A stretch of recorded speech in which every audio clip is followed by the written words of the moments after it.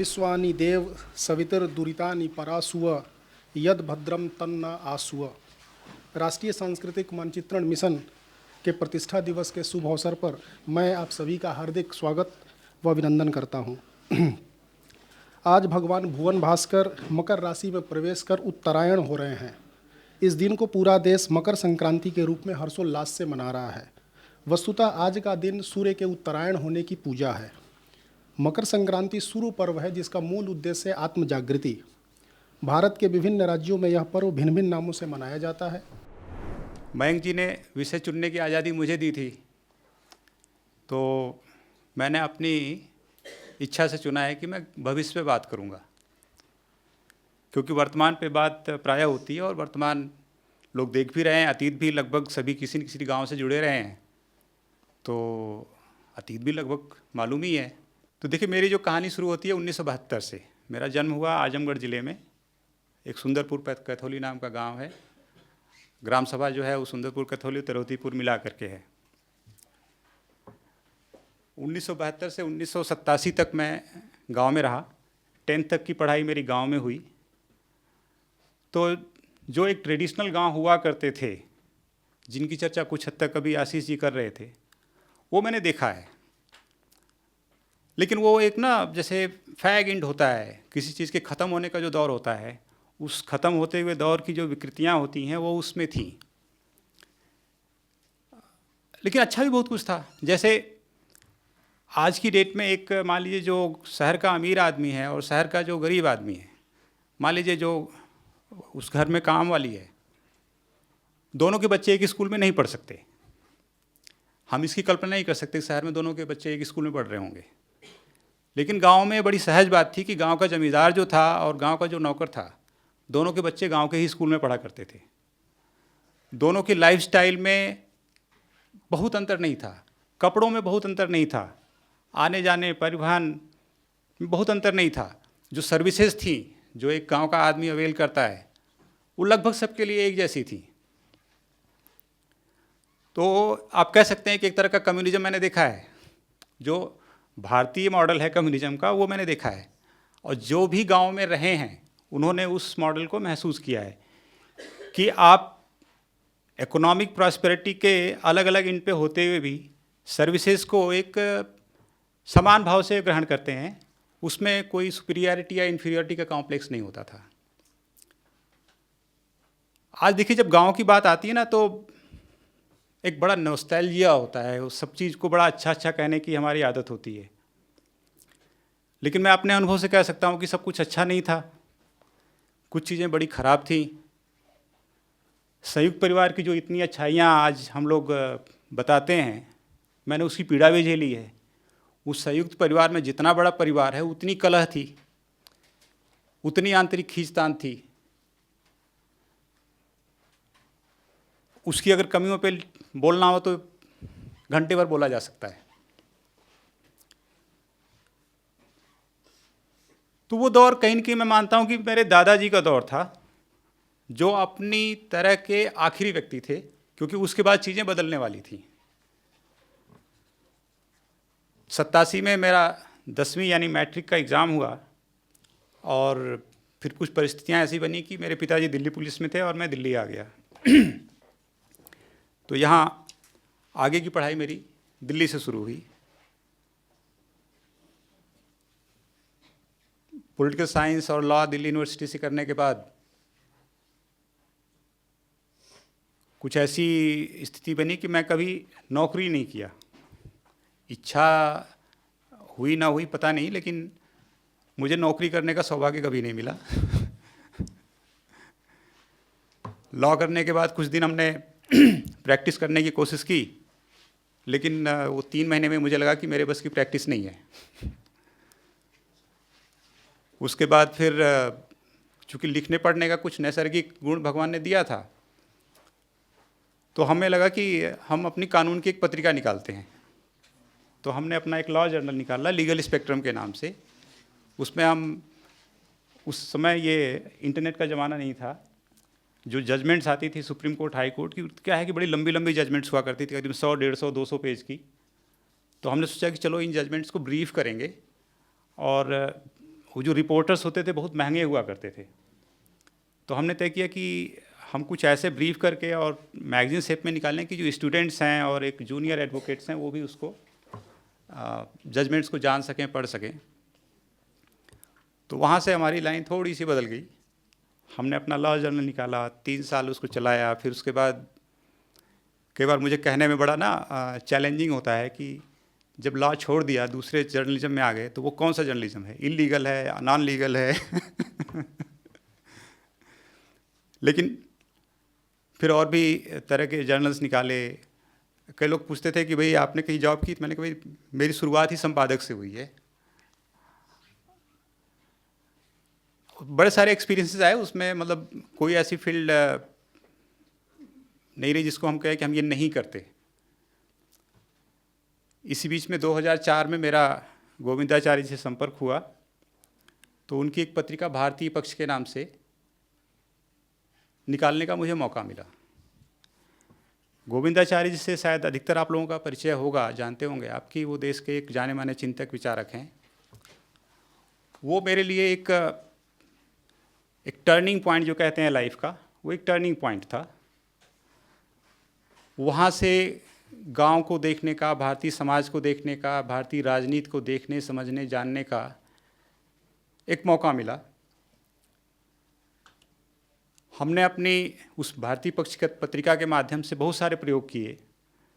उसमें एक प्रयोग था कि हम सार्थक प्रयास के नाम से कॉलम निकालते थे कि समाज में जो पॉजिटिव स्टोरीज़ हैं उनको कवर करना। वो जो दौर था 2004 के आसपास का, तो उसमें इसका बहुत ज़्यादा प्रचलन नहीं था। हम लोगों ने वो शुरुआत की। एक जो दशरथ मांझी से आज लगभग सभी लोग जानते हैं जिसको, उसकी पहली बार जो कवरेज और रिपोर्टिंग हमने की थी,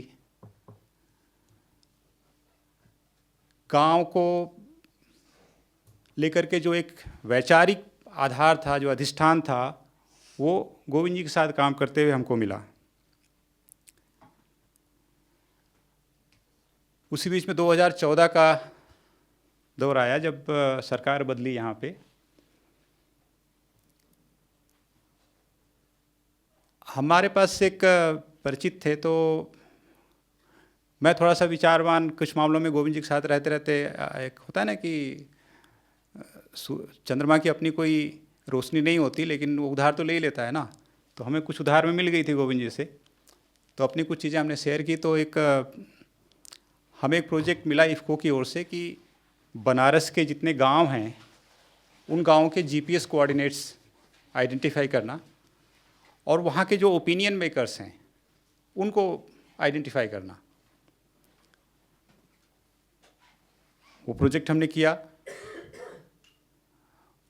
वो कई मामलों में बड़ा एक रिवीलिंग एक्सपीरियंस था। बहुत कुछ चीज़ों को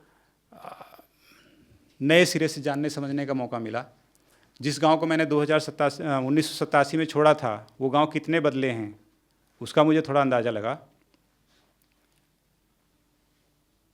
उसी बीच में मुझे बताते हुए खुशी हो रही है कि आईजीएनसीए के माध्यम से हमने एक प्रोजेक्ट बनारस में और शुरू किया, जिसमें कि बनारस की जो हेरिटेज साइट्स थी उनको आइडेंटिफाई करना था। डिटेल्स उनकी बहुत सारी थी। जनपद संपदा के अपने आदरणीय अनिल जी बैठे हैं, तो उन्हीं के मार्गदर्शन में वो काम हुआ। हालांकि उस समय मैडम थी, उनका नाम मौली कौशल जी थी। तो वो सब चलता रहा। इसी बीच में नई सरकार में बड़े सारे कुछ प्रयोग चल रहे थे।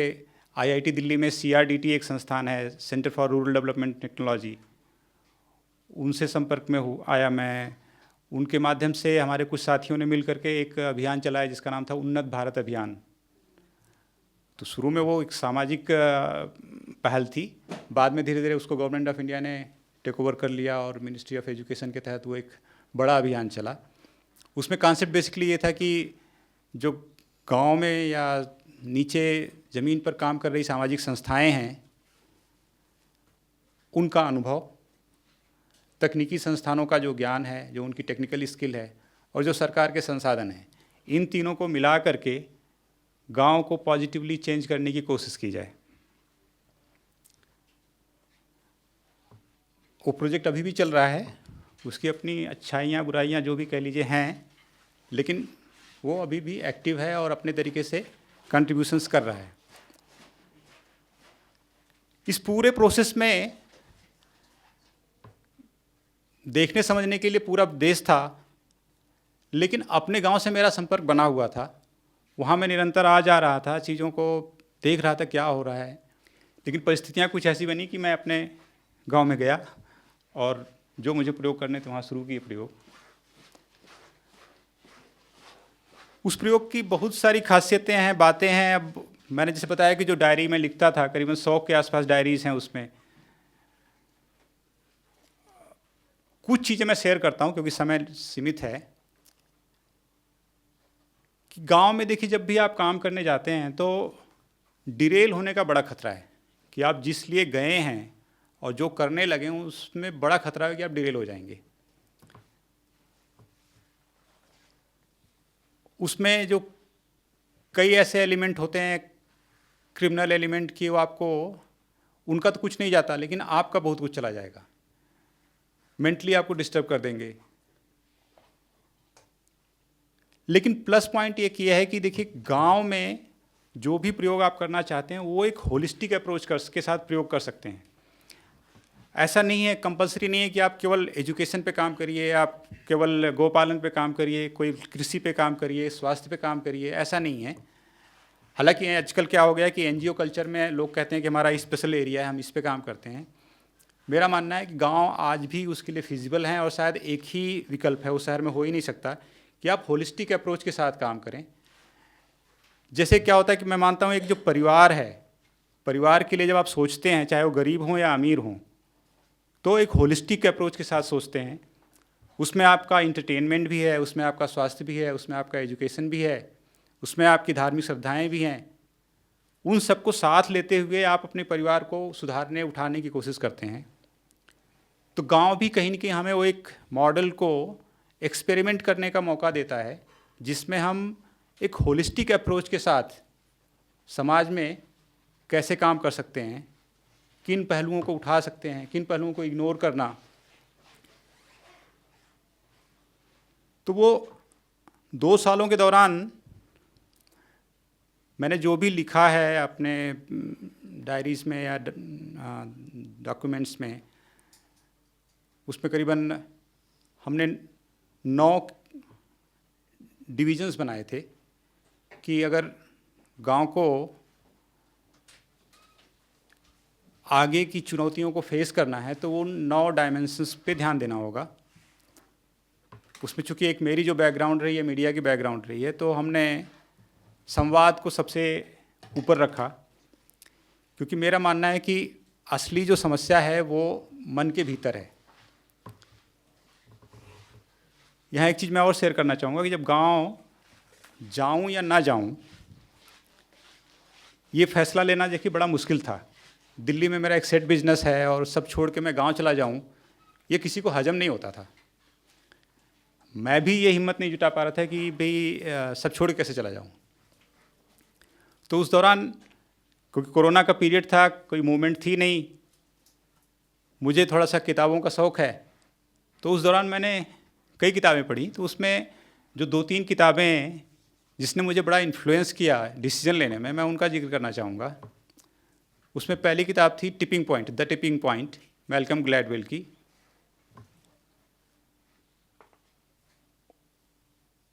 अब किताब में जो बहुत सारी चीज़ें लिखी हैं, लेकिन उसमें एक उसका कहना है कि कोई चीज़ फैलती कब है, कोई चीज़ जब डिसाइसिव चेंज होता है किसी सोसाइटी में या किसी भी एक्टिविटी में, बिजनेस में, वो कब होता है। तो उसका ये कहना है कि जब वो चीज़ बड़े कंसंट्रेटेड फॉर्म में एक छोटे से स्केल पे जब होती है तो उसके फैलने के चांस सबसे ज़्यादा होते हैं। तो मुझे बात बड़ी कन्विंसिंग लगी। उसी को सपोर्ट करते हुए एक दूसरी किताब है नज, पीटर थील की किताब है। उसमें भी यही बात की गई है कि दुनिया में जो स्थायी बदलाव होते हैं वो बड़े छोटे स्तर पे होते हैं, बहुत छोटे होते हैं शुरुआत में। कोई भी रचना जब बहुत बड़े लेवल पे आप करते हैं प्लान, तो उसके स्थायी होने के, टिकाऊ होने के चांसेस बहुत कम हो जाते हैं। क्योंकि जो चीज़ आपने प्लान की है एग्जैक्टली वैसी हो नहीं सकती। इंटरवीनिंग फैक्टर्स इतने ज़्यादा होते हैं कि आपके प्लान को तो ऐसी तैसी हो जाएगी। तीसरी किताब जिसने मुझे सबसे ज़्यादा मदद की वो एक डैनियल काइनमैन की किताब है, थिंकिंग फास्ट एंड स्लो। उसमें एक बड़ा मज़ेदार कॉन्सेप्ट है कि वो कहता है कि हम सभी जो मनुष्य हैं, वो चाहे अफ्रीका के जंगल में रहते हों या न्यूयॉर्क के शहर में रहते हों, दिमाग तो सबका देखिए एक तरीके से काम करता है। वो कहता है कि एक डिटेल में नहीं जाऊंगा, लेकिन एक छोटी सी बात उसकी है कि वो कहता है कि हमारे एक सिस्टम 1 होता है, एक सिस्टम 2 होता है दिमाग का। तो सिस्टम 2 क्या है, बहुत सोच समझ के काम करता है। सिस्टम 1 इंस्टेंटली डिसीजन लेता है। लेकिन दिक्कत क्या है कि सिस्टम 2 तभी सोचता है जब सिस्टम 1 उससे कहे कि सोचो। तो कम्युनिकेशन का जो एक मैंने बड़ा एक बुनियादी चीज़ पकड़ी कि हमेशा जब हम किसी से बात करते हैं तो हमेशा उस व्यक्ति के सिस्टम 1 को एड्रेस करने की कोशिश करिए। अगर सिस्टम 2 को एड्रेस करने की कोशिश कर रहे हैं तो आपकी बात रिसीव नहीं होगी। गांव में मैंने इस चीज़ के प्रयोग किए कि सिस्टम 1 को एड्रेस करना, यानी सिस्टम 1 इसलिए क्या है, देखिए सिस्टम 1 यानी इमोशंस हैं। जब आप इमोशंस को बेस करके अपना कम्युनिकेशन करते हैं तो उसके रिसीव होने के चांसेस ज़्यादा हैं। जब आप लॉजिक को इन्वोक करते हैं तो चांसेस हैं कि वो बात रिसीव नहीं होगी। इसीलिए आंकड़ों में अगर आप बात कह रहे हैं तो आंकड़े रिसीव नहीं होते, लेकिन अगर उसमें भावनाएं जुड़ी हैं तो वो चीज़ रिसीव होती है। 2022 के आसपास देखिए मैंने ये तय किया कि अब गांव वाला जो एक्सपेरिमेंट है, हम कभी भी ये सोच के नहीं गए थे कि हमें एक गांव को मॉडल गांव बनाना है। हालांकि कई बार क्या होता है कि जो सामने वाला ना, उसके पास जो इन्फॉर्मेशन है उसके हिसाब से वो रिसीव करता है और अपनी पिक्चर फिल करता है। तो लोग हमेशा यही कहते हैं कि हम एक आदर्श गांव बनाने गए हैं, लेकिन हमारे दिमाग बड़ा क्लियर था कि हम आदर्श गांव बनाने नहीं गए हैं। वहाँ जो हमारा एक अप्रोच था बेसिकली क्या है कि वो एक जर्नलिस्ट का, एक एक्टिविस्ट का और एक कुछ हद तक एक स्कॉलर का, ये तीनों का मिला जुला अप्रोच था। हम ये मानते थे कि एक गांव को गांव में रह करके, गांव वाला बन करके जो आप फील करते हैं,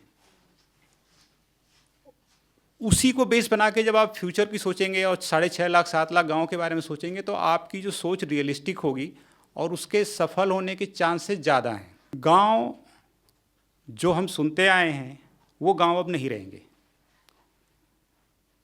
प्रैक्टिसिंग विलेजर, एक एग्जैक्टली मैं वर्ड यूज़ करता हूँ, प्रैक्टिसिंग विलेजर ख़त्म हो जाएंगे। कोई प्रैक्टिसिंग विलेजर नहीं रहेगा।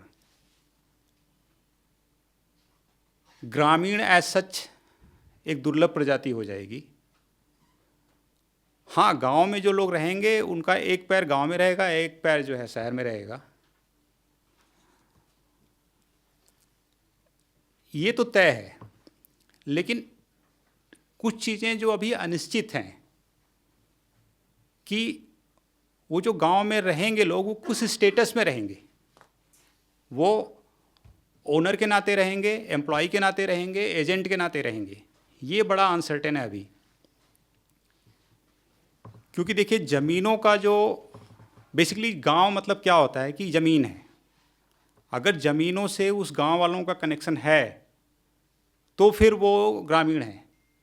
जिस दिन उनका ज़मीनों से कनेक्शन कट गया वो ग्रामीण नहीं रह जाएंगे। फिर उनका गांव में रहने का औचित्य भी नहीं रहेगा, वो गांव में रहेंगे भी नहीं, उनका इमोशनल कनेक्ट खत्म हो जाता है वहाँ से। आने वाले 15, 20, 25 सालों में गांव की जो ज़मीनों की ओनरशिप है उसमें मैसिव चेंज होने वाला है, क्योंकि जो लैंड होल्डिंग है बहुत छोटी हो गई हैं। जिनके पास ज़मीनें थीं उनके परिवार अब गांव में नहीं रहते, अधिकतर वो शहरों में रहते हैं। और उनका जो थोड़ा बहुत इमोशनल कनेक्ट है गांव से, आने वाले समय में उनके ना रहने के बाद उनके बच्चों का वो कनेक्ट धीरे धीरे कम होता जाएगा। गांव की ज़मीन होल्ड करना उनके लिए एक लायबिलिटी बन जाएगी।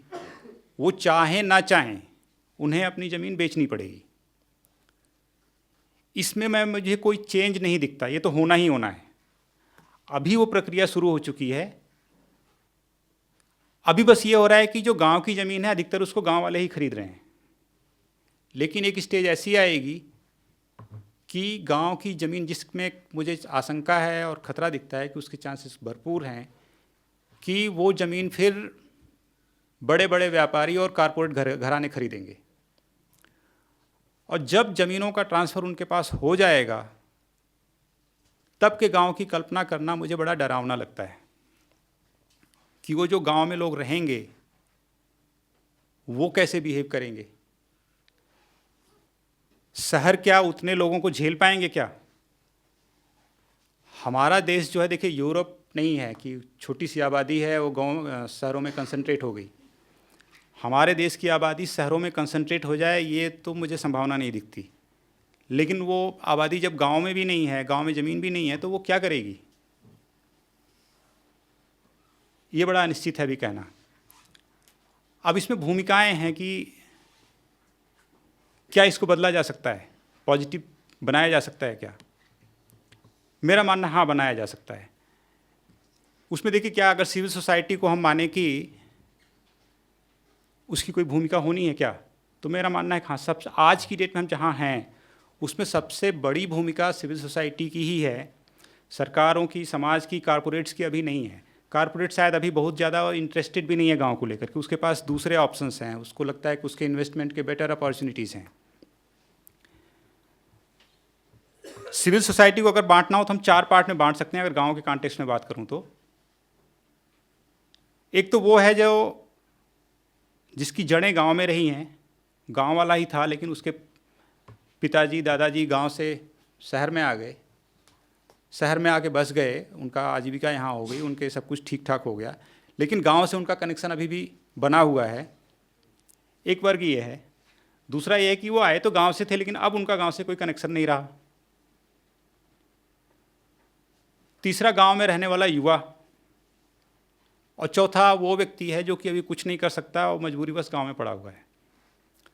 तो इसमें 2 की भूमिका देखिए है, 2 की भूमिका अभी कुछ नहीं है। जो गांव छोड़ शहर आ गए हैं उनका इमोशनल कनेक्ट अभी बचा हुआ है। मेरा मानना है कि अभी सबसे बड़ी जिम्मेदारी उन लोगों की है। अगर वो चाहते हैं कि गांव एक सकारात्मक दिशा में जाएं, तो उन्हें वो सारे उपाय करने होंगे कि वो जो गांव की ज़मीन है उससे उनका संपर्क, उससे उनका ओनरशिप कैसे बची रहे। कन्वेंशनल तरीके से नहीं बचेगी। गांव में एक प्रक्रिया हुआ करती थी डिवीज़न की, अलगा। अब वो समय आ गया है कि वो अलगा वाली प्रक्रिया को रिवर्स करना होगा। जो एक ख़ानदान था जिसकी ज़मीनें बढ़ती बढ़ती आज 2 बीघे 3 बीघे हो गई है, उसको फिर से अपनी ज़मीनों को पूल करना होगा। उस ज़मीनों का कॉमन मैनेजमेंट कैसे हो उसकी चिंता करनी होगी, और अगर ये कर ले गए तो शायद वो बचा ले जाएंगे। अन्यथा इंडिविजुअल लेवल पे गांव की ज़मीन बचाना मुश्किल है, और गांव की ज़मीन नहीं बची तो गांव भी नहीं बचेगा। ये मेरा बड़ा सीधा सा कंक्लूज़न है। एक विशेष रूप से अभी मैं ये कहना चाहूँगा कि जो अपना ये मिशन है, national mission for cultural mapping, मैं इसकी बड़ी भूमिका देखता हूँ। क्योंकि मैं बार बार जो कह रहा हूँ कि गांव अगर बचेंगे तो वो ये जो स्ट्रक्चरल बहुत सारी चीज़ें हो रही हैं उसके आधार पर नहीं बचेंगे। गांव बचेंगे तो इमोशंस के आधार पर बचेंगे, और इमोशंस की बुनियाद जो है कल्चर में होती है। आज चीज़ें लोग भूलना चाहते हैं, गांव वाले गांव को भूलना चाहते हैं, शहर वाले गांव को याद रखना चाहते हैं, लेकिन गांव वाले गांव को भूलना चाहते हैं, और वो भूल भी रहे हैं। मैं मानता हूं कि अगले 15-20 सालों में ये प्रक्रिया बहुत तेज होगी। इन 15-20 सालों में अगर आपका मिशन, आपके मिशन जुड़े हुए जैसे और लोग हैं, उन सारी चीज़ों को अगर वो बचा ले गए जो इमोशंस का आधार हैं, तो आज की 50 साल बाद जो पीढ़ी आएगी अगर वो गांव से जुड़ना चाहे तो उसके पास वो एक संबल होगा, वो एक जरिया होगा जिसके जरिए वो अपने गांव से जुड़ पाएगी। तो मेरी रिक्वेस्ट है मयंक जी से कि अपने इस अभियान में जो भी गांव की चिंता करने वाले लोग हैं उनको आप कैसे जोड़ सकते हैं उसकी कुछ रचना बनाइए। वो आपके साथी हैं, आपके सिपहसालार बनने को तैयार हैं, क्योंकि वो ये मानेंगे कि आप जो काम कर रहे हैं ना वो उनका काम कर रहे हैं। और शायद अगर हम ये कर ले गए तो आने वाले समय में जो 50 साल बाद 100 साल बाद हमारी जो पीढ़ियाँ होंगी वो हमें बहुत धन्यवाद देंगी। अपने बचपन के 13 साल मैंने भी एक छोटे से गांव में गुजारे, और जो आप दोनों अपने अपने विचार व्यक्त कर रहे थे और गाँवों की जो गाँवों की व्यवस्था के बारे में या गाँवों के भविष्य को लेके, आई थिंक जो भी आपकी चिंताएं हैं, जो भी आपकी जिज्ञासाएं हैं, सभी बहुत ही वाजिब हैं। और शायद बिमल जी का भी वही आखिरी में जब उन्होंने कंक्लूड किया तो एक ही पॉइंट था कि वो बदलाव न तो हम रोक सकते हैं, न कोई और रोक सकता है, वो बदलाव तो होना है। जैसा कि अभी पिछले हफ्ते मैं अमेरिका में था तो पूरे महीने, लेकिन पिछले हफ्ते मुझे एक ऐसी जगह जाने का मौका मिला, एक स्टेट है एरिज़ोना, और वहाँ पर जो ट्राइबल कम्युनिटी है, जो रेड इंडियंस जो हम बोलते हैं, वो उसी स्टेट में है। करीब 2000 फैमिलीज़ हैं जो वहाँ पर रहते हैं। अगर आप पूरे अमेरिका में घूमेंगे आपको गांव कहीं मिलेगा नहीं, क्योंकि वो शहर में और गांव में अमेरिका में कोई फ़र्क नहीं है। जो लाइफस्टाइल, जो फैसिलिटीज़, जो फ्रीडम, सब कुछ शहरों में वही गाँव में है। लेकिन वहाँ पर आपको एक बाई लॉ, उनकी अपनी डिज़ायर के हिसाब से बहुत सारे बदलाव हैं, जो कि वो जो बदलाव हुआ है वो बदलाव डेफिनेटली वो पुराना वाला जगह नहीं रहा, लेकिन उसमें काफ़ी कुछ उन्होंने अपने हाथ में कंट्रोल लिया हुआ है।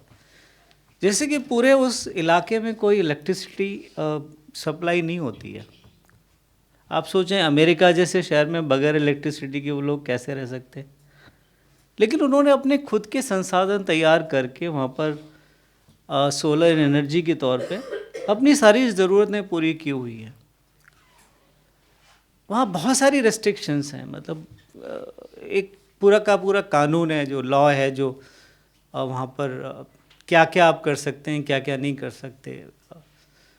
तो जो हम बदलाव की बात कर रहे हैं अपने यहाँ पर कि जो गाँव का शहरीकरण हो रहा है, क्या वो शहरीकरण के थ्रू बदलाव होगा, या फिर वो गांव जो कि एक अपने खुद के मॉडल पे हमेशा रहें? क्योंकि मुझे जो मेरा अपनी जानकारी है, जो मैंने गांव को देखा है, उस हिसाब से गांव में सबसे बड़ी एक ख़ास बात या खूबसूरत बात क्या थी कि दे वर सेल्फ सफिशिएंट। गांव अपनी हर ज़रूरत को अपनी रिसोर्सेज से पूरा करते थे।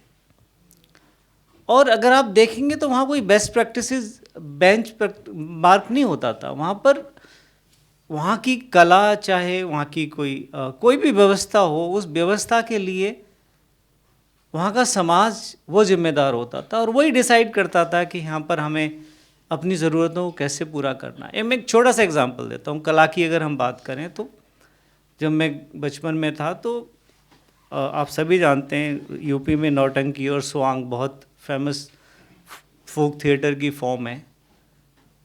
तो वहाँ पर एक बड़ों की मंडली हुआ करती थी और एक बच्चों की मंडली हुआ करती थी। तो जो बड़ों की मंडली थी जब रामलीला होती थी, रामलीला वो करते थे, और जो भी बड़े बड़े इवेंट्स होते थे वो जो एडल्ट मंडली होती थी वो किया करती थी। और बच्चों की मंडली का अपना एक इंटरटेनमेंट का साधन होता था। और इसके लिए न तो कोई ऐसा सेंट्रलाइज सिस्टम था, अगर कॉस्ट्यूम्स लाने तो अपने अपने घर से हर कोई लेके आता था। म्यूज़िकल इंस्ट्रूमेंट, किसी के पास ढोलक होती थी, किसी के पास कोई म्यूज़िकल इंस्ट्रूमेंट होता था, और जब प्रोग्राम होता तो सब अपने अपने घरों से लाके वो पूरी की पूरी, मतलब थोड़ी सी देर में आपको वो पूरा का पूरा जो रिसोर्सेज हम एक मतलब ग्रुप तैयार करते हैं, वो ग्रुप वो एक सेंट्रलाइज ग्रुप ना होके वो कलेक्टिव ग्रुप था। तो ऐसे बहुत सारे एग्जाम्पल्स अगर आप हमारे जो गांव का प्रारूप रहा है उसमें देखने को मिलेंगे कि छुआछूत को लेके हमने बहुत ज़्यादा बढ़ा चढ़ा के बातें की। हो सकता है बहुत सारी जगह ऐसी चीज़ें रही हों, कास्ट सिस्टम ज़रूर रहा, लेकिन ये ऐसा कहना कि वो आदमी आप उसको किसी छोटी नज़र से देखते थे या उसको एकदम से ऐसा, एटलीस्ट मैंने तो 70s में जब मैं बच्चा था मैंने नहीं देखा। क्योंकि मैं एक एग्ज़ाम्पल देता हूँ आप लोग शायद कि I am the only son in my उससे पहले जो मेरी मदर से एक दो बेटे पैदा हुए, दोनों की डेथ हो गई थी। तो कुछ एक मान्यता उन्होंने कि मेरे को, जो हमारे यहाँ जो जैसे झाड़ू लगाते हैं जो एससी कम्युनिटी में वो लोग, तो they donated me to that lady कि इनको कहीं मान्यता है कि बच्चों को आप उनको दान कर दो, और मुझे उनको डोनेट किया गया। और मैंने उसको हमेशा अपनी मदर के तौर पे माना, उस लेडी को।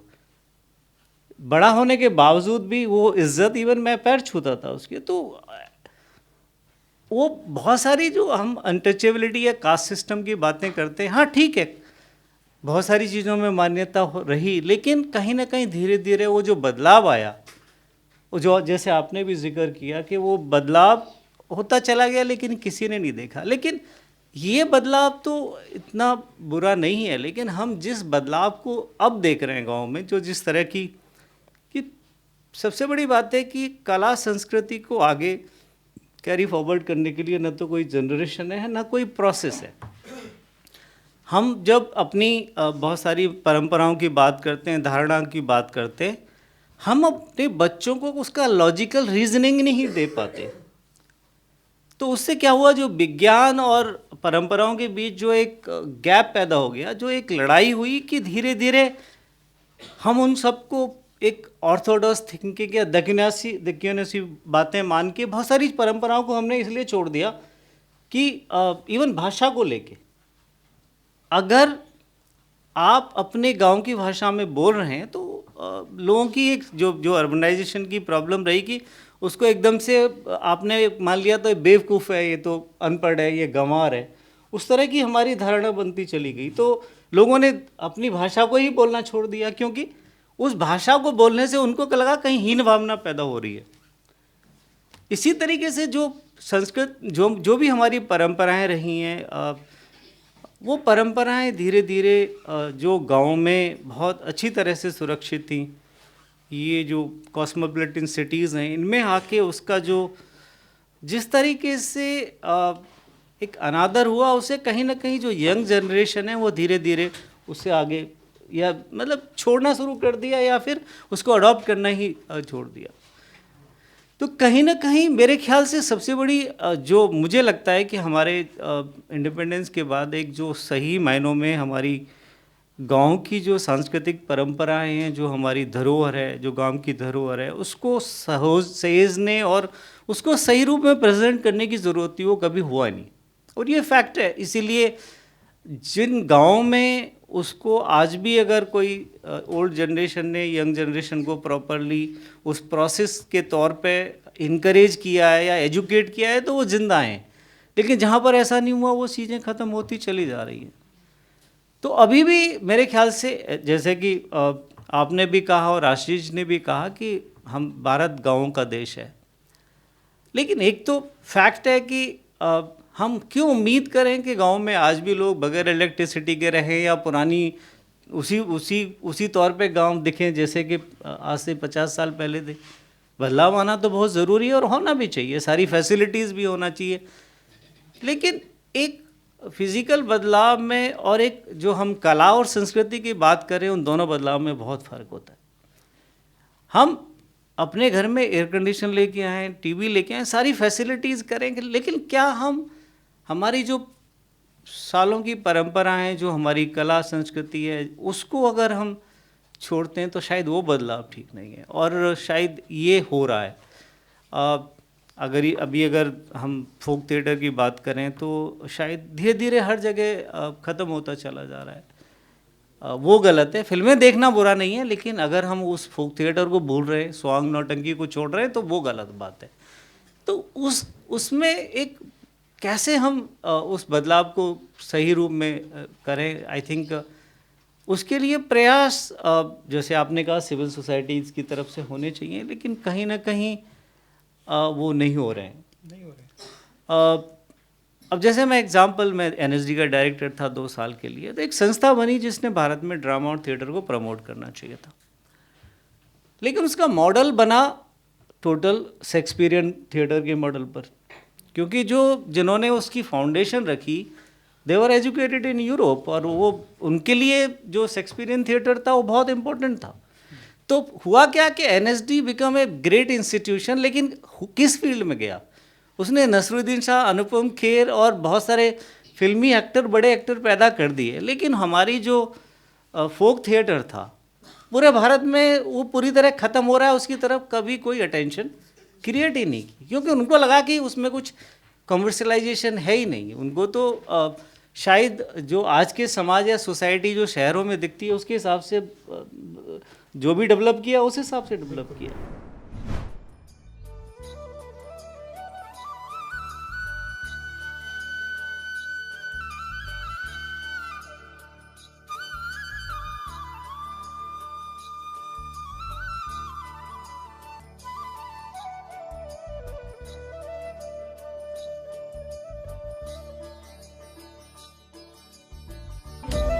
जुनबिल आसाम के मोरीगांव जिले में बसा एक खूबसूरत गांव जो अपने उत्सवों, कला और संस्कृति के लिए प्रख्यात है।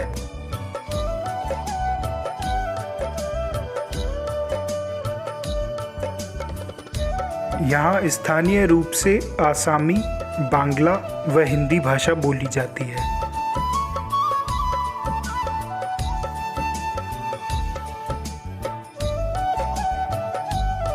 बच्चों की शिक्षा के लिए यहाँ एक प्राथमिक स्तर का विद्यालय है। जुनबिल में मूलभूत रूप की सभी सुविधाएं उपलब्ध हैं।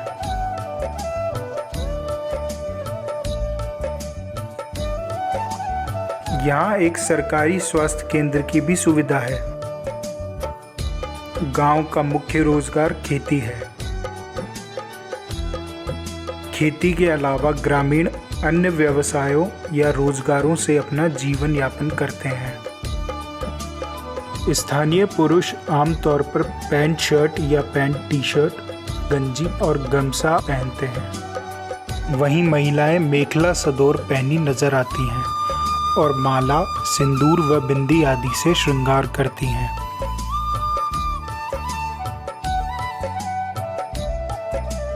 जुनबिल के हथकरघा द्वारा निर्मित वस्त्र काफी लोकप्रिय हैं। हथकरघा तकनीक काफी प्राचीन है, जिसमें हाथों द्वारा धागे या सूत की बुनाई करके सुंदर वस्त्र तैयार किए जाते हैं और इन वस्त्रों की देश विदेश के बाजारों में काफी मांग है। गांव में दैनिक पूजा और भजन हेतु काली माता के स्थान के साथ एक नाम घर भी है, जिनकी बहुत मान्यता है। हर वर्ष गांव में माघ महीने में माघ बिहू उत्सव मनाया जाता है।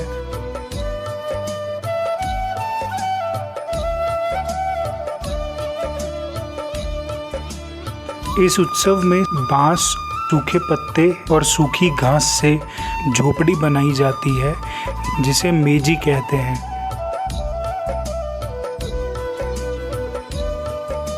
गांव के सभी लोग मेजी के पास एकत्रित होकर पूजा करते हैं और फल, सब्जियां, अनाज और चावल का पीठा भोग स्वरूप चढ़ाया जाता है।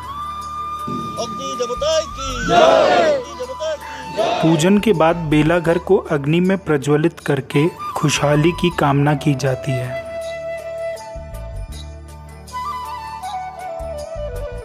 माघ बिहू के समय गांव में जोनबिल मेले का भी आयोजन होता है, जिसमें हजारों की संख्या में लोग हिस्सा लेते हैं।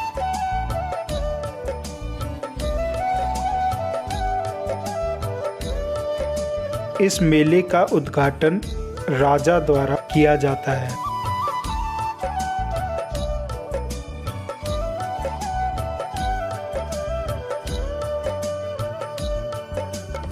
तीन दिवसीय जोनबिल मेले में तरह तरह के स्वादिष्ट पकवान बनाए जाते हैं, पारंपरिक नृत्य और गीत की प्रस्तुति दी जाती है।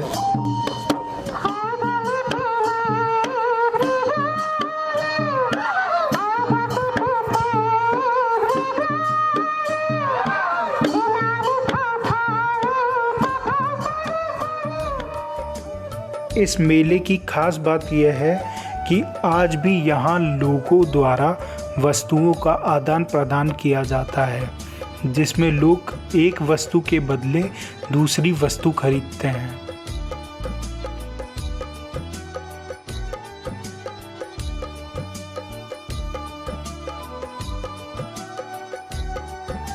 इस मेले में तरह तरह के खेलों का भी आयोजन होता है, जिनमें लोग बढ़ चढ़कर हिस्सा लेते हैं।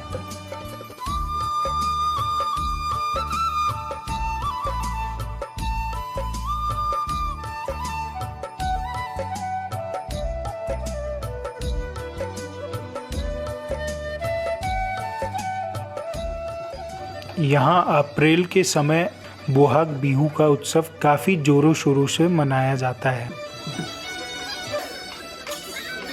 खुशहाली से भरे इस त्यौहार में ग्रामीण अपनी पारंपरिक वेशभूषा पहने बिहू गीत पर नृत्य करते हैं